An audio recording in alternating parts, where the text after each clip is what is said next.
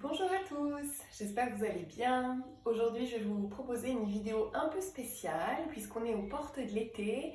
C'est souvent la saison où on a envie de lire, où on peut se reposer, où on a du temps pour faire des choses peut-être de façon un peu plus profonde. Donc c'est peut-être l'occasion de plonger dans des lectures de yoga. Et donc pour ça, je vous ai fait quelques recommandations, juste quelques-unes, 3-4 livres qui me semblent pertinents. Alors, ayant fait la plupart de mes formations en anglais, je vais vous proposer principalement des livres en anglais. Il y en aura quand même un qui sera en français, mais n'hésitez pas à regarder si les traductions existent. J'avoue que je ne l'ai pas fait. Alors, je vais commencer avec mon livre préféré qui s'appelle Yoga, Mind, Body and Spirit de Donna Farhi. C'est un livre que j'adore, qui est très visuel, très agréable à feuilleter. Vous pouvez choisir de le lire de façon complètement spontanée en plongeant comme ça un peu au hasard. C'est un livre qui va donc parler bien sûr des postures, des asanas, mais qui a aussi toute une démarche plus profonde puisqu'on va parler de la colonne vertébrale, du système endocrinien, on va parler aussi des yamas, niyamas, et je trouve que les textes sont très bien écrits. Et le visuel aussi, en général, est très joli. Moi, j'apporte beaucoup d'importance à l'esthétisme d'un livre. Vous voyez, par exemple, Tabasana, on en parle souvent, être dans le juste équilibre d'activité. On a des schémas, je voulais vous montrer. Voilà, par exemple, celui-ci, que je trouve magnifique et qui permet finalement de retenir beaucoup de choses. Quand on a des visuels agréables, ça permet d'intégrer beaucoup plus facilement. Ce qui est aussi appréciable, c'est qu'au niveau des postures, vous allez avoir des recommandations, par exemple si vous êtes enceinte ou pas. Vous avez des variations en fonction de votre anatomie, peut-être de vos limitations, donc vous pouvez utiliser plein d'accessoires et tout ça est bien expliqué. Voilà pour le premier que je vous conseille. Ensuite, on va avoir pour les personnes qui veulent approfondir leurs connaissances en Ayurveda. L'Ayurveda, médecine traditionnelle indienne, qui est vraiment la sœur du yoga.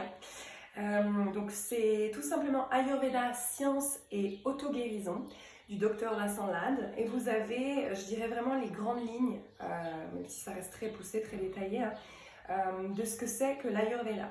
Donc par exemple, on va vous expliquer comment l'Ayurveda décompose la journée, les saisons, le temps, quels sont les différents éléments qui nous composent. Donc, pour les personnes qui ne connaissent pas du tout l'Ayurveda, on va partir du principe qu'on a plusieurs éléments qui composent tout ce qui nous entoure, mais aussi nous-mêmes. Et le but, ça va être toujours de chercher l'équilibre. Donc vous avez pareil, des schémas qui sont très parlants, vous avez des tableaux, des moyens de faire un petit peu, par exemple, là, on parle de traitement nasal, donc avec le neti. En ce moment, par exemple, pour les personnes qui ont beaucoup d'allergies, ça peut être très agréable. Voilà, on parle aussi de tout ce qui est système digestif, Agni, notre flot digestif très important. Donc ça peut être une bonne introduction pour les personnes qui sont intéressées. Ensuite, on a un livre en français, Yoga, Anatomie et Mouvement, que j'adore aussi. Je l'ai d'ailleurs beaucoup utilisé pour préparer l'atelier sur la colonne vertébrale. C'est un livre qui va être vraiment porté, comme vous pouvez le voir, sur les asanas à nouveau, mais on va vraiment chercher à comprendre ce qui se passe d'un point de vue musculaire. On parle bien sûr beaucoup de la colonne, on a tous les mots en sanskrit, on a énormément de remarques qui sont toujours très pertinentes que vous pouvez appliquer dans votre pratique personnelle ou même si vous enseignez. Voilà, donc c'est exactement comme l'autre livre, vous pouvez piocher dedans.